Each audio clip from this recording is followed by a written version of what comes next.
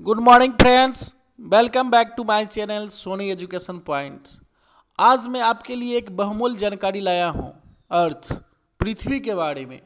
तो आइए हम लोग जानते हैं प्यारे बच्चों, आज हम लोग जानते हैं पृथ्वी के बारे में। तो पृथ्वी आकार में पांचवा सबसे बड़ा ग्रह है।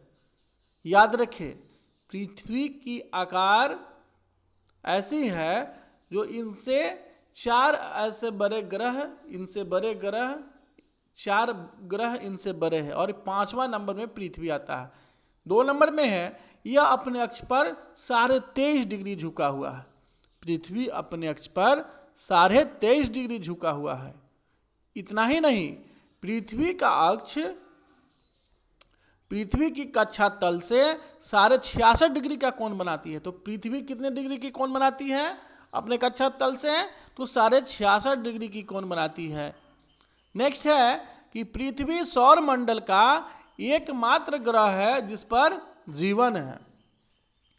सौर मंडल में पृथ्वी ही वैसा ग्रह है जहां पर जीवन है, यहां पर लोग रहते हैं।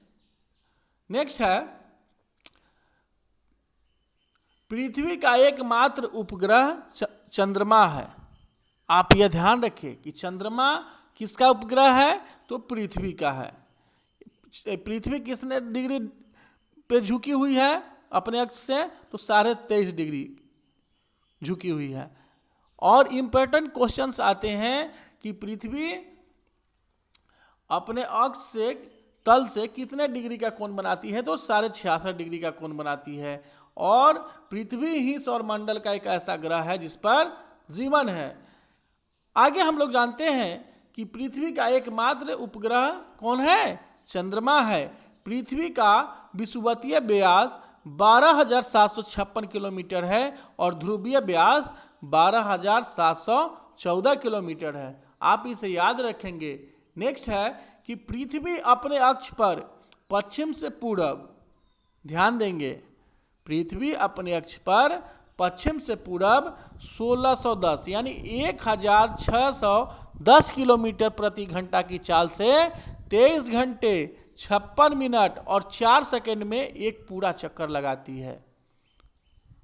पृथ्वी की इस गति को घूर्णन या दैनिक गति कहते हैं। इस गति से दिन रात होते हैं। तो अभी हमने जाना कि पृथ्वी अपने अक्ष पर पश्चिम से पूरब की ओर 1610 किलोमीटर प्रति घंटा की चाल से 23 घंटे 56 मिनट और 4 सेकंड में पूरा करती है, घूर्णन पूरा करती है। नेक्स्ट है कि पृथ्वी को सूर्य की एक परिक्रमा पूरी करने में, ध्यान देंगे, पृथ्वी को सूर्य की एक परिक्रमा पूरी करने में 365 दिन 5 घंटे 48 मिनट 46 सेकेंड, लगभग 365 दिन और 6 घंटे का समय लगता है। याद रखेंगे स्टूडेंट्स कि पृथ्वी को सूर्य की परिक्रमा पूरी करने में इतने समय लगता है। नेक्स्ट है कि पृथ्वी को सूर्य की एक परिक्रमा करने में लगे जो समय होता है उसी को सौर वर्ष कहा जाता है। तो सौर वर्ष किसे कहते हैं, ये भी सवाल आता है।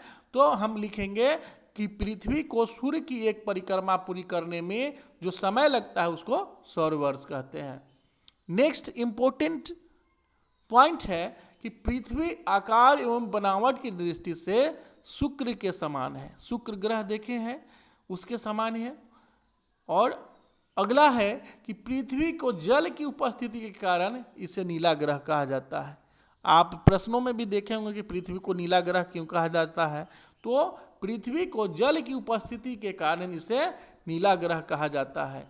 और पृथ्वी पर जल 71% है और बाकी जो बचे क्षेत्र है यानी 29%, 29% में स्थल और अन्य है।